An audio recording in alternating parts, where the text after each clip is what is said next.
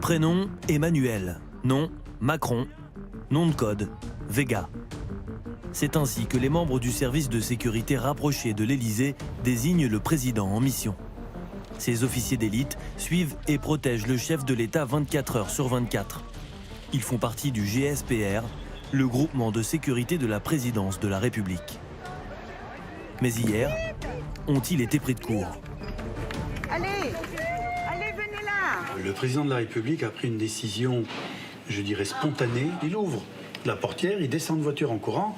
Les officiers de sécurité sont un peu surpris parce que tous ne sont pas dans sa voiture. Il y a des officiers de sécurité à l'avant et à l'arrière de la voiture. Donc ils voient la portière, ils voient le président sortir, ils font comme lui, ils sortent et ils courent pour se mettre au moins à sa hauteur. Mais Macron a, un peu comme dans une course d'athlétisme, un petit temps d'avance par rapport à ses officiers qui finalement le rattrapent. Juste après la gifle, les officiers du GSPR isolent immédiatement Emmanuel Macron et maîtrisent le fauteur de troubles. Leur mode opératoire est en principe quasi infaillible. Lorsque le président va au contact comme hier, le GSPR adopte la position dite du triangle. 3 officiers armés en position serrée autour du chef de l'État pour ne laisser aucun angle mort. En amont, d'autres membres de la sécurité se mélangent à la foule pour faire du renseignement. On les appelle les éléments précurseurs. On doit sonder la foule avant un bain de foule. Si la foule est hostile, pas hostile. Dans ce cas, encore une fois, sur l'image qu'on voit, apparemment, le bain de foule est improvisé. Donc, effectivement, si on n'a pas le temps de sonder un petit peu la foule, savoir les intentions et le type d'accueil qu'on aura, c'est l'effet surprise qui prédomine.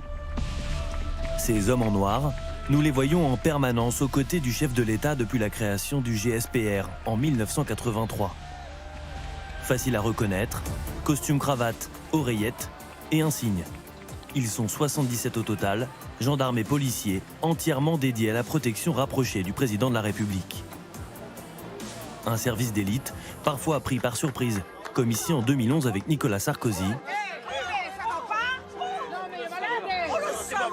ou en 2012, quand François Hollande, candidat, est enfariné sur scène.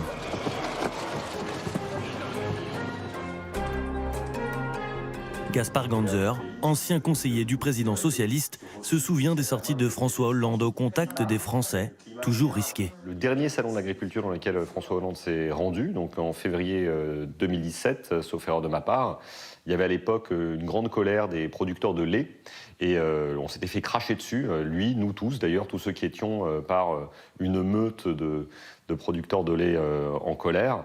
Et malheureusement, dans ce genre de cas, malgré les parapluies et les protections qui sont données, on n'y peut pas grand-chose, quoi.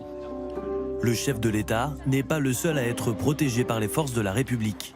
130 personnes environ sont sous la protection du SDLP et de ses 1200 policiers. Premier ministre et ministre de l'Intérieur protégés à vie, mais aussi membres du gouvernement, certains juges, chefs d'entreprise ou journalistes. C'est le cas de Zineb El Razoui, ancienne pub de Charlie Hebdo, régulièrement menacée de mort. Elle vit sous protection policière continue depuis les attentats de 2015. On ne s'y habitue jamais, malheureusement. Et je trouve que je ne suis pas la seule qui ne devrait pas s'y habituer. Est-ce que la société française s'habituera au fait que des civils, des journalistes, des gens qui n'ont commis aucun délit, qui tiennent un discours légal, vivent dans une prison ambulante en plein cœur de Paris?